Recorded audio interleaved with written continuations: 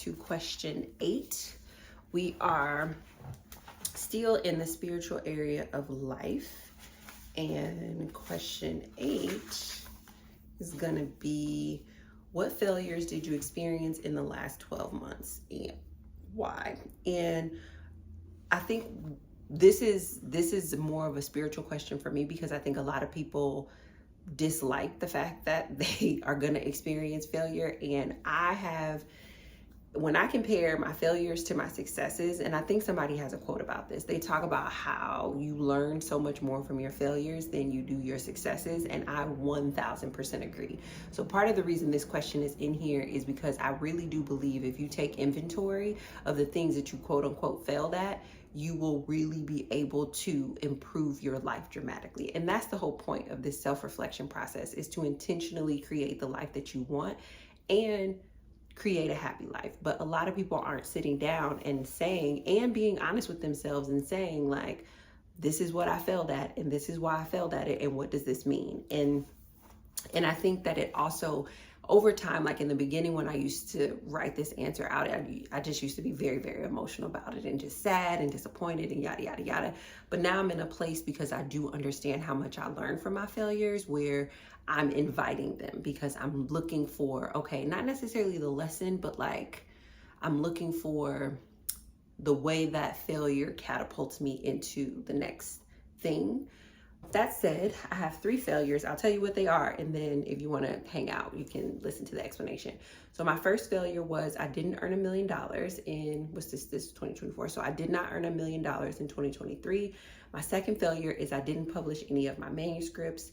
And then my third failure is I wasn't as physically fit as I am mentally and emotionally. So let's start with the first failure of not earning $1 million. Let me see what I wrote.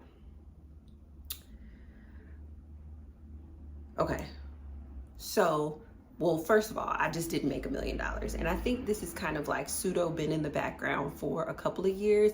I read We Should All Be Millionaires in 2020 or 2021. I fell in love with Rachel Rodgers. I think her work is amazing. I think the concept and the ideas and the principles that she puts in that book works. I made a ton of money in 2020, 2021, and even reaching into 2022, 2023. I think when I examine, and even when I wrote down why I haven't earned $1 million, it really boils down to, it's because I don't want to. And I know that sounds crazy to say out loud, but it's not a crazy thing to say out loud. And I talked about this a little bit in another question where I was talking about the salary that I want to earn this year. There are responsibilities that come with having more money. There are mindset shifts that you must make with having more money. If you want to live happy, if you want to live well, if you don't want to be on a perpetual like trying to achieve. And what I have recognized in the last, since 2020, so was that 3 years, is that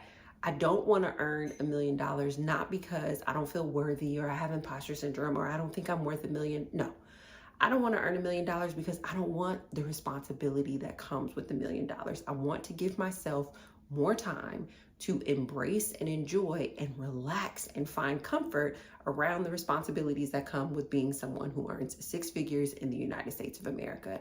Because every time you jump a tax bracket, and this is the thing that nobody talks to people about, and this is why you see so many stars, athletes, whatever, they become millionaires overnight, and then suddenly they're filing bankruptcy or they don't have any money and everybody's clowning them, and it's just like, well, why does that happen? It's because nobody talks about when you jump tax brackets like that, your life gets upended, and there's no training wheels for that. There's no padding for that. And that emotional and psychological hit over and over and over because of money, which when you get to a certain point of money, you realize how, I'm going to use this word, but I mean this in this context. Don't take this out of context. You realize how useless money is for certain things. It's really frustrating. It's very frustrating, like to go from a tax bracket and a background where you think money is going to solve everything, and then you get a certain amount of money and you realize, oh, all of this stuff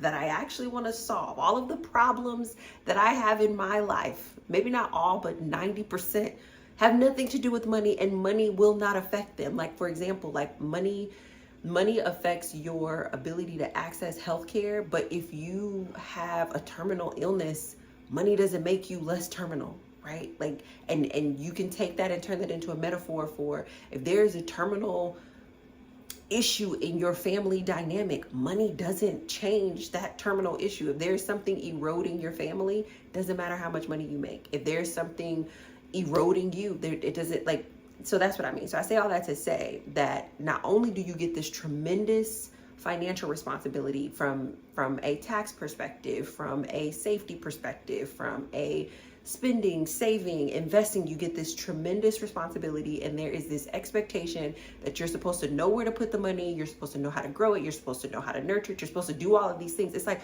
when am I supposed to have the time to just enjoy the money?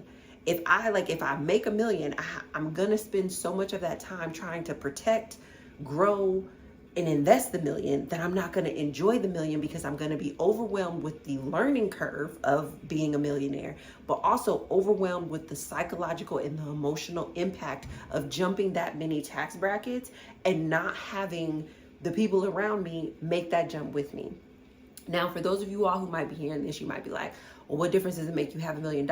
And I'm trying, what I'm hoping I'm explaining is that the money doesn't change the stuff that you think it's going to change. And even though I think money is important, it's up there with things like air and water, I have since learned that it is not the thing to be going after to get the results that I actually want to have in my life. The results that I want to have in my life is really healthy, quality bonds with my family and friends. Money doesn't solve that. So I'm not going to focus on making $1 million because it's not going to fix that.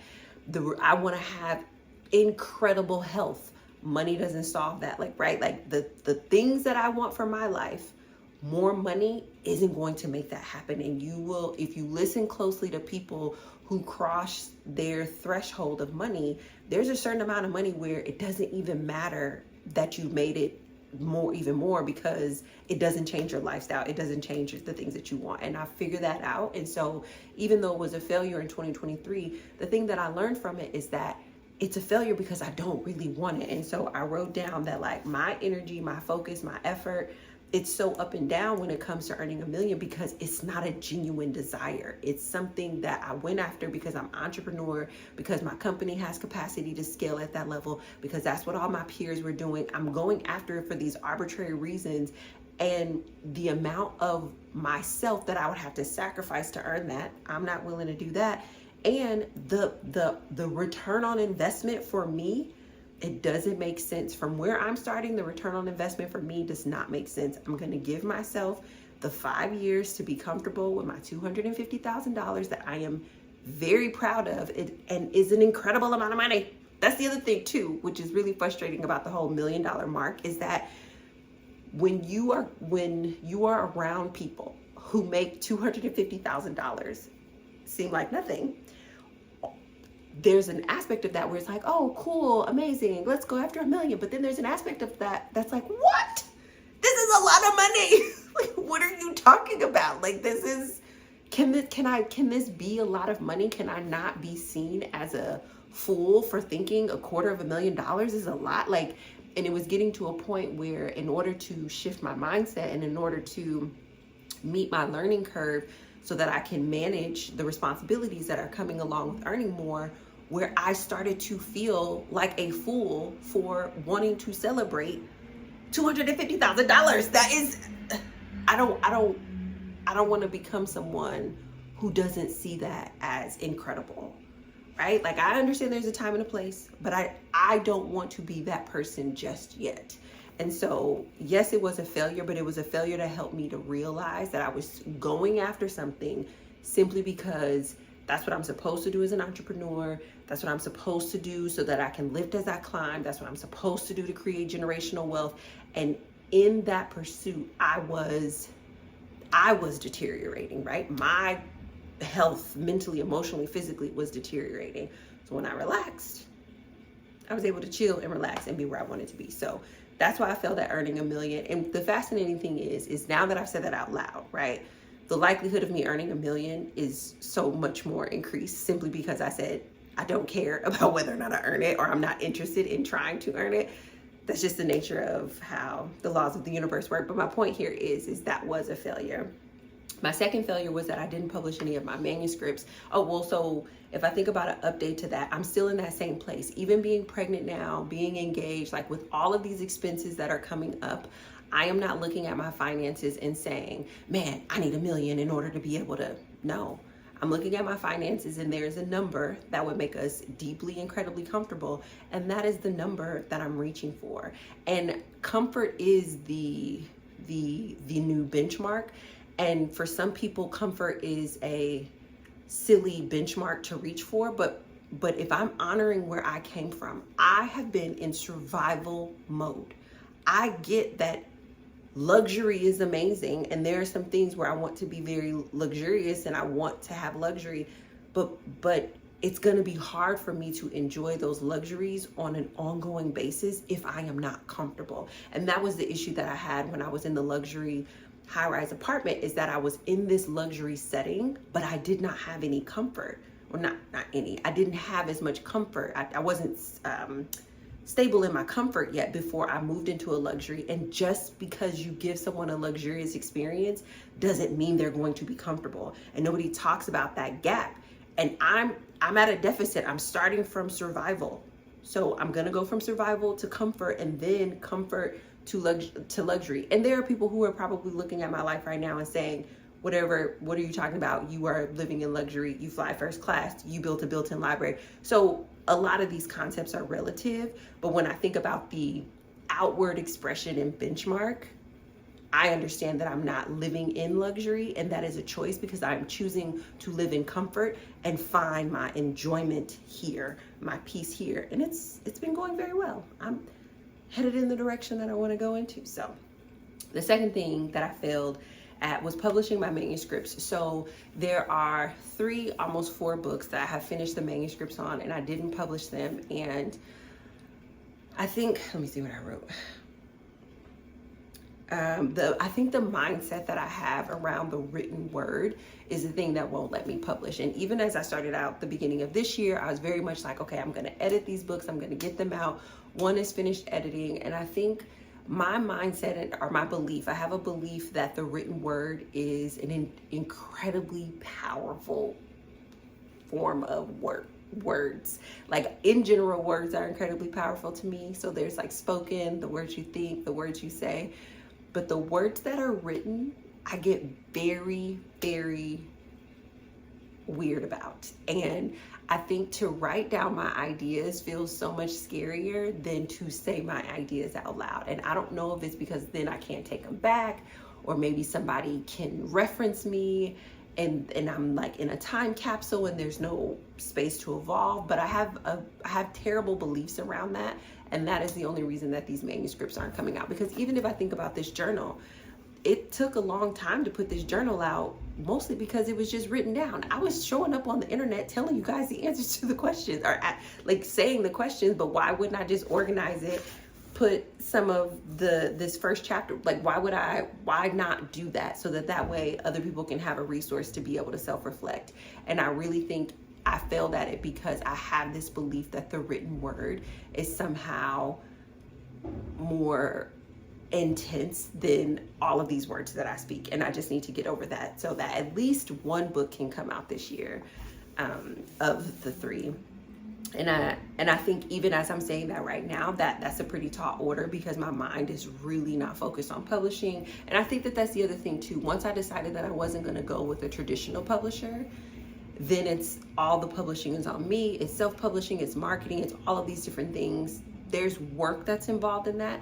And I think I probably last year was just like, it's not worth it to do that instead of the other projects that I was working on. And now I'm in this year, pregnant, planning the wedding. Like there's so many things, but I do think that there is value in putting out a body of work and saying, here's my contribution. So when I'm going to update the back of my vision board with that, because I would like to publish one. And I wonder if I have some issues around what the sales will be too. Because it's like, if I publish it and nobody buys it, do I somehow feel like then this piece of me isn't accepted, versus I feel like if I put up a video and nobody watches it, it's totally fine because I get so much from processing and talking out loud. Whereas I don't know what I would get from writing down to make a book, my thoughts and feelings on whatever that topic is, which is strange because I love books. So maybe I'll explore that. That's what I will do. I will explore that, and then I will update my vision board in the back so that I can see if we can take the remainder of these months and get one of those books published because they're awesome. And then the last thing that I failed at was maintaining a physical fitness that was as healthy as my mental and emotional fitness. And so last year in 2023, that's when I fell in love. So you know how when you be like falling in love, you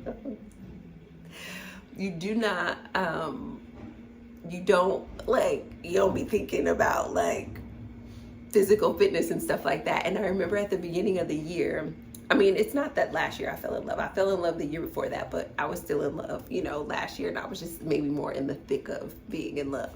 And so I remember at the beginning of the year, I went to go visit my friend, and I went to go visit one of my friends, but two of our other friends came, and so it was all four of us together. And to see myself reflected in their eyes in terms of like the weight that I had gained, and there's nothing wrong with gaining weight, but I like to stay at my natural body weight, and there's a level of physical fitness that I like to have. But to see myself reflected in my friends' eyes and them just being so surprised,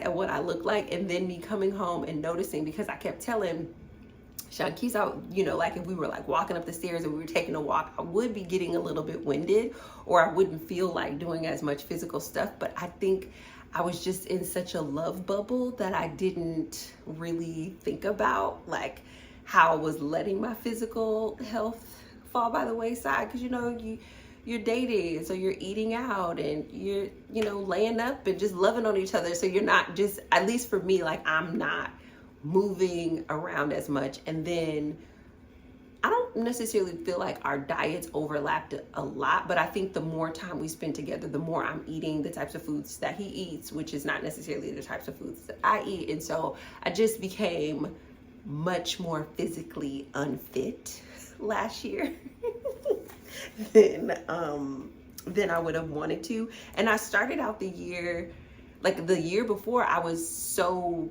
conscious physically, like, right? I had a chiropractor, I was going to acupuncture, I was doing all of these things for my physical health, and then that kind of just went by the wayside. And so I think the failure was more in just being able to maintain it over the entire year, because of course when I came back from the trip, I was like, okay, we got to get a little bit more conscious of this, we got to pay attention to what's going on, let's check in. And so I did work with my trainer for a little bit and get back in the habit of doing some of the food things that I do and some of the physical things that I do. But if I had to say, like, my most unhealthy physical year was definitely probably the first 3 quarters of 2023. And so I understand why I wrote that down as a failure, but I also understand that it was something that I turned around, especially because it's something that was directly going to affect my life goals in terms of getting pregnant and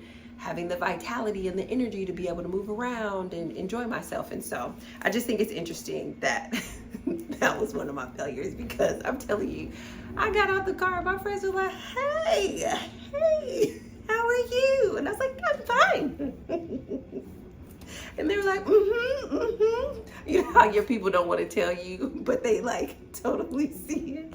It's the funniest thing ever. And they, in a very gentle, loving, supportive way, not in a weird pants way. But yeah, those are the answers to my questions. I hope that you take the time to reflect on this question. What failures did you experience in the last 12 months, so that you can, yes, mind them for the lessons, but also just so that you can begin to see a more clear picture of yourself and your life. And I'll talk to you tomorrow.